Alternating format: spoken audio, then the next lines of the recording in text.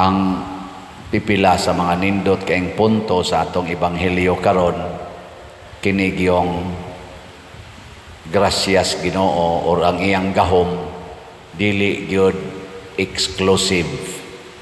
Unsa man ni siya? Available para sa tanan. Mao na nga ni reklamo si Juan, ningon siya na may naggamit sa imo nga nagpapahawag mga yawa, nag-ayo sa mga masakiton, pero di man to nato kauban, among gibadlong. Ningon si Jesus, ayaw kay og nigamit sa akong ngalan, nigamit sa akong gahom, kauban na nato. Karon bisan din sa atong simbahan nga Katoliko, magsigi gitag lalis, no? Daghan kay tag mga gitawag na natog exclusivistic na kaayo nga mga view. Muna nga atong timan-an ang gahom nga ihatag o ang grasya nga ihatag sa Ginoo ngadto sa Santo Papa, ihatag nas Ginoo nga available sa tanang mga magtotoo. Kining pag-ayog masakiton, pagpapahawa og yawa, pagsangyaw sa maayong balita, dili ra ni para ra namong mga ordained ministers, labi na gyud sa Santo Papa, obispo, kung dili para ni sa tanan. Dili tingali pareha og degree, pero para gid ni sa tanan. Nilingay mong tupad, ing na mopapahawa na tagyawa, ing na ba? Ang nakaapan manggod karon kay ang atong gitanaw nga murabag abi kay giordinahan man ni pari man ni mao gini siya labaw nya mo tan-aw sa tas obispo mao gini labaw, mo tan-aw sa tas Santo Papa mao gini labaw. Dili oy, kinsa may labing labaw para sa Ginoo, matud pa niya kadtong maliwat sa bata. O kinsa maning liwat sa bata, ang mga taong mapaubsanon. Munang ningon siya dire, kinsa ninyo, kay naglalis man sila kinsa labing labaw. Karon sana, naglalis sa dato mga government officials, kinsa gyud mas gamhana nila. Pero ang gusto dahil ni Kristo, ningon siya, kinsa ninyo ang gustong mahimong labing labaw sa tanan, kinahanglan nga mag-alagad mahimong sulugoon sa tanan. Kay ang labing ubos kaninyong tanan, mao ang labing dako.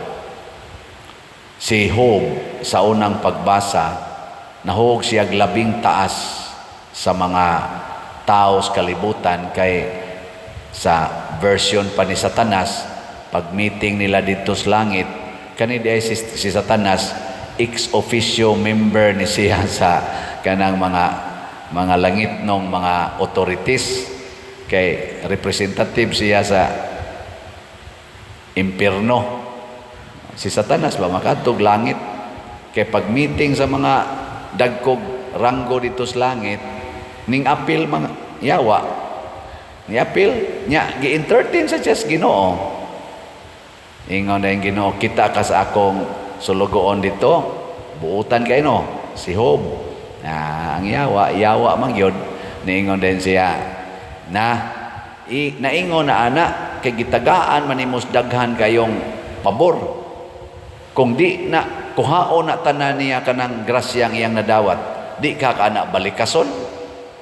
Ang Ginoo na ibaw na mandaan nga kaning yawa man gini, ako gini siyang ubanan. Kay anak man ginang yawa, anang mukuan gid ba muhimo gyud iyang gimmick. Ato ning suwayan. Sige, ato as Job, buhata ang tanan nimong gustong buhaton, ayaw lang siya unsaa. Gibuhat sa yawa, gipamatay ang iyang mga anak ni Job tanan, patay iyang mga hayop, gipangawat, gipangtulis iyang mga ginsakpan, gipangpatay. Hurot gyud in one day, hurot gyud ang tanan nga gihuptan ni Job. Nahurot. O kamo pa kay pariha ato nga in one day, ikaw na lang usa magbarog, hurot nagkamatay imong anak, hurot ang imong mga bahandi, tanan, hastang imong mga tao, hurot, unsay imong isultis Ginoo niya, purti nimong pagbinuotan, purti gid nimong pagsunod sa gustos Ginoo, unsa may imong ikasulti. Mahay dayon. Nakuha na kasiyawa. Kuha na siyawa. Ang mapaubsanon, bisag kuhaon pa ang tanan, nga naa nato, kung magpaubos ta, moingon ra gid ta, ang Ginoo mao'y naghatag, ang Ginoo mao'y magkuha, daygon ang ngalan sa Ginoo. Mao nay prinsipyo ni Job.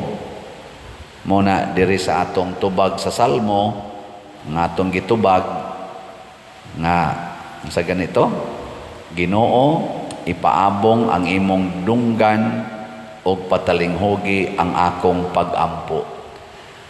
Basta naalay Ginoo, ang atong paglaom dili mawagtang.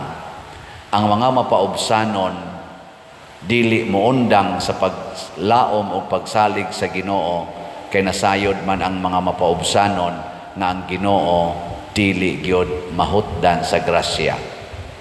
Ug mao na ni ang makabuntog sa yawa. Mao nang ingos Kristo, labing dako ang labing ubos, kay ang mapaubsanon ra gyud makabuntog og yawa. Mao bitan ang ato mga leaders karon nga mga gagamit og garbo, naa man sila'y gahom, naa sila'y kwarta, pero na nag-away, giyawaan dinhi sa simbahan, mao gyapon na nag-away. Naay mga obispo nag-away, naa gani mga kardinal nag-away, gikontra ang Santo Papa, naa say mga pari nag-away, mga madre nag-away, labaw ng mga organisasyon simbahan na siging away, kontrahon pang pari sad kontrahon sang obispo, ana. Nganuman tungod sa ato kunuhay gahom nga nahuptan nya ato yung gi-impose ang atong authority, labi nag bright punta, bangi yun. Pero kadtong magpaubos, kadtong musugot lag kuhaon ang tanan, unya ang gilauman ang Ginoo ra gyud mao'y atong dangpanan, sos patay ang yawa diha. Way mahimo kay ang tumong dahil si yawa nga mo kontra gitas Ginoo, motong iyang giingnan Ginoo, challenge ti ka. Kanas Job, balikason ka na, tagay kong chance. Himuon ko na si Job nga imong kaaway. Basig moingon sa doon ang yawa nga tos Ginoo, Ginoo kita ka padersiano, sige baligyag slat no.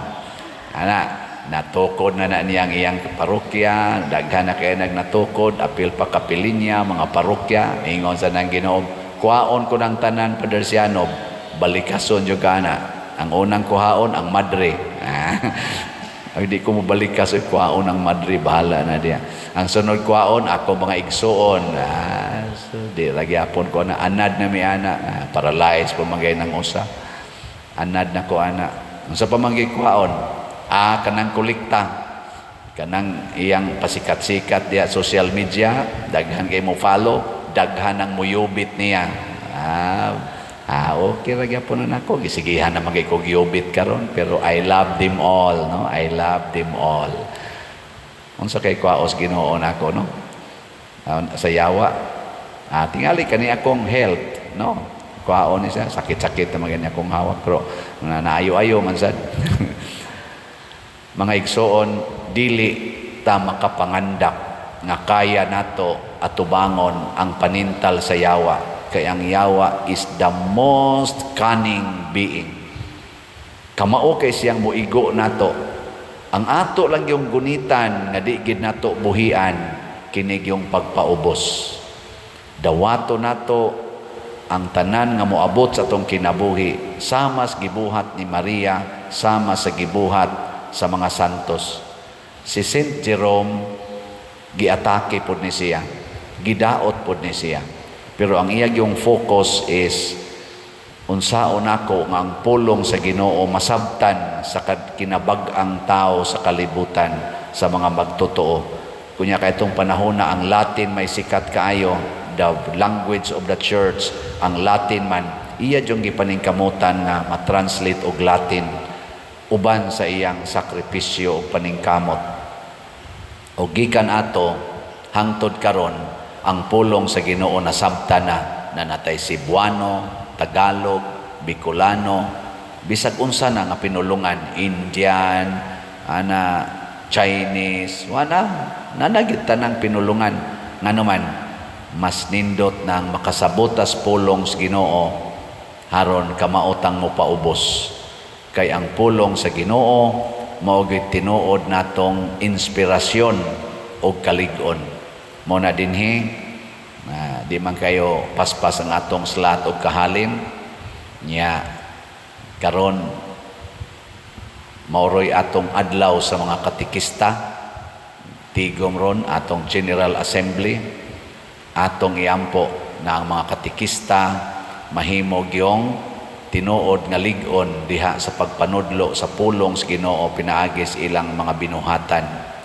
Basi na lang makatikais ang ato mga leaders labi na dinis atong nasod ug sa kamanang na naggubat nga mga nasod karon nga magpakabana sila nga ang pulong des Ginoo mo'y sundon dili ang ilang pulong. Ang gahom des Ginoo mo'y sundon dili ang ilang gahom. Kay kung ang ato ng pulong o atong gahom atong sundon, nakuha na ta siyawa.